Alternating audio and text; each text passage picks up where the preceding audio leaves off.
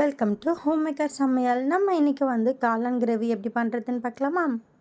நான் வந்து பார்த்திங்கன்னா இந்த மாதிரி பட்டன் காளான்ஸ் வந்து எடுத்திருக்கேன். இதை வந்து பார்த்திங்கன்னா நீங்கள் நல்லா ஸ்லைஸ் பண்ணி எடுத்துக்கலாம். அப்படி வேண்டாம் அப்படின்னா வந்து ஒரு காளானை 4 வந்து கட் பண்ணி எடுத்துக்கோங்க. இப்போ வந்து பார்த்திங்கன்னா 4 ஸ்பூன் அளவுக்கு எண்ணெய் சேர்த்துருக்கேன். 2 பட்டை, 2 கிராம்பு, 2 பிரிஞ்சி இலை சேர்த்துக்கோங்க. நான் பிரிஞ்சி இலை வந்து சேர்க்கலை. 2 ஏலக்காய் இருந்தால் சேர்த்துக்கோங்க, நல்லா வாசனையாக இருக்கும். 3 மீடியம் சைஸ் வெங்காயம் வந்து பார்த்திங்கன்னா நல்லா குட்டி குட்டியாக சாப் பண்ணி இது கூட நம்ம வந்து சேர்த்துக்கலாம். வெங்காயம் வந்து பார்த்திங்கன்னா நல்லா பொன்னிறமாக வதங்கணும். அப்போ தான் வந்து பார்த்திங்கன்னா கிரேவி வந்து ரொம்ப டேஸ்ட்டாக இருக்கும். இது கூட வந்து பார்த்திங்கன்னா 4 பச்சை மிளகாய் வந்து பார்த்திங்கன்னா நல்லா 2ஆக பாதியாக வந்து கட் பண்ணி சேர்த்துருக்கேன். இப்போ வந்து பார்த்திங்கன்னா நல்லா வந்து வெங்காயம் வதங்கிடுச்சு. இது கூட வந்து பார்த்திங்கன்னா 1.5 ஸ்பூன் அளவுக்கு இஞ்சி பூண்டு பேஸ்ட் வந்து சேர்த்து நல்லா கிளறி விட்டுக்கோங்க. நம்ம வந்து பார்த்திங்கன்னா 3 மீடியம் சைஸ் வெங்காயம் சேர்த்துருக்கோம் இல்லையா? வெங்காயம் வந்து நல்லா வதங்கிடுச்சு.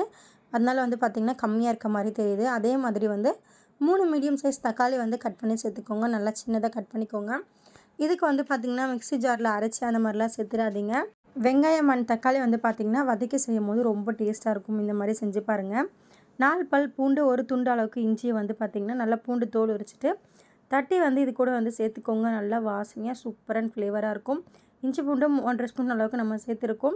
கூட வந்து பார்த்திங்கன்னா இதையும் சேர்த்துக்கோங்க. ரொம்ப டேஸ்டியாக இருக்கும் அண்ட் வாசனையாகவும் இருக்கும். இந்த மாதிரி டைமில் வந்து பார்த்திங்கன்னா கொஞ்சமாக உப்பு சேர்த்து நல்லா கிளறி விட்டுக்கோங்க. அப்போ தான் வந்து பார்த்திங்கன்னா வெங்காய தக்காளி வதங்கிறதுக்கு ரொம்ப ஈஸியாக இருக்கும். இப்போ வந்து பார்த்திங்கன்னா மசாலாஸ் வந்து நம்ம ஆட் பண்ணிக்கலாம்.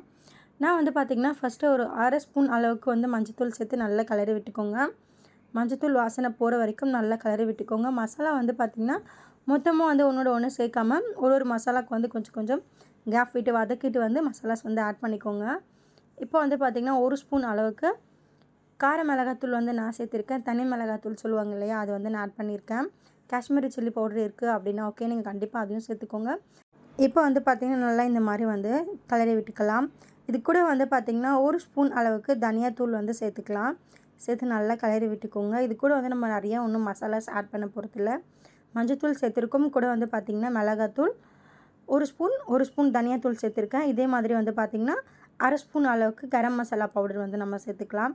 வேறு எந்த மசாலாவும் வந்து நம்ம இது கூட ஆட் பண்ண போகிறதில்ல. ரொம்பவே சிம்பிளான ரெசிபி. நான்வெஜ் சாப்பிட மாட்டோம் அப்படின்ற இருக்க டேஸ்லாம் வந்து பார்த்திங்கன்னா இந்த மாதிரி வந்து ரெசிபிஸ் செஞ்சு பாருங்கள். வெஜ்ஜில் ரொம்பவே டேஸ்ட்டாக இருக்கும். நான்வெஜ் சாப்பிட்ட ஃபீல் கண்டிப்பாக இருக்கும்.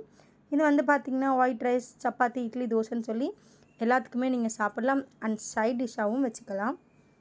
இப்போ வந்து பார்த்திங்கன்னா கட் பண்ணி வச்சுருக்க மஷ்ரூம்லாம் நல்லா சேர்த்து கிளறி விட்டுக்கலாம். இது கூட வந்து பார்த்திங்கன்னா ஒரு டம்ளர் அளவுக்கு தண்ணி சேர்த்துக்கோங்க. ஏன்னா வந்து நம்ம கிரேவி தான் பண்ண போகிறோம் இல்லையா? அதனால் வந்து தண்ணி அதிகமாக சேர்க்க வேண்டாம். 1 டம்ளர்லேருந்து ஒரு அரை டம்ளர் கூட நீங்கள் சேர்த்துக்கலாம். எண்ணெயில் வந்து பார்த்திங்கன்னா இந்த மாதிரி பிரிஞ்சு வர டைமில் வந்து தண்ணி சேர்த்துக்கோங்க. நான் வந்து பார்த்திங்கன்னா கரெக்டாக 1 டம்ளர் அளவுக்கு சேர்த்துருக்கேன். சின்ன டம்ளரில் நல்லா இந்த மாதிரி கிளறி விட்டுக்கோங்க. இது மேலே வந்து பார்த்திங்கன்னா கருவேப்பிலை தூவி விட்டுக்கோங்க. கொதிக்கும் போது வந்து பார்த்திங்கன்னா நல்ல ஒரு வாசனையாக சூப்பராக இருக்கும். கொஞ்சமாக வந்து பார்த்திங்கன்னா கருவேப்பிலை தூவி விட்டுக்கலாமா? இது கண்டிப்பாக ஃபீல் பண்ணி பாருங்கள். அவ்வளோ ஒரு வாசனையாக இருக்கும். நீங்கள் எல்லா குழம்பு வைக்கும் போது வந்து பார்த்திங்கன்னா அந்த மாதிரி டைமில் வந்து கொதிக்கிற டைமில் கருவேப்பிலை போடும்போது அவ்வளோ ஒரு வாசனையாக இருக்கும். வீடே கம கமன்னு. கண்டிப்பாக வந்து இந்த மாதிரி ட்ரை பண்ணுங்கள். இப்போ வந்து பார்த்திங்கன்னா இது நல்லா கொதிச்சிட்ருக்கு. நல்லா சுண்டி கிரேவி நல்லா வந்து பார்த்திங்கன்னா சூப்பராக வந்துருச்சு பாருங்கள். இப்போ வந்து பார்த்திங்கன்னா ஒரு 5லேருந்து 6 முந்திரியை வந்து பார்த்திங்கன்னா மிக்ஸி ஜாரில் கொஞ்சமாக தண்ணி சேர்த்து நல்லா அரைச்சி இந்த மாதிரி இது கூட சேர்த்துக்கோங்க. அவ்வளோ ஒரு சூப்பராக இருக்கும். கொஞ்சம் ஒரு சிக்கன் நம்ம கிரேவி சாப்பிடுவோம் இல்லையா? அதை விட கொஞ்சம் டேஸ்ட் வந்து எக்ஸ்ட்ராவே இருக்க மாதிரி தான் இருக்கும். கடைசியாக வந்து பார்த்திங்கன்னா கொஞ்சமாக வந்து பார்த்திங்கன்னா கொத்தமல்லி தூவி சர்வ் பண்ணுங்கள். ரொம்பவே டேஸ்டியான மஷ்ரூம் கிரேவி வந்து ரெடி ஆகிடுச்சு. மறக்காமல் நீங்களும் செஞ்சு பாருங்கள். மறக்காமல் நம்ம சேனலையும் சப்ஸ்கிரைப் பண்ணிக்கோங்க. பெல் பட்டனையும் கிளிக் பண்ணிக்கோங்க. தேங்க்ஸ் ஃபார் வாட்சிங். தேங்க்யூ.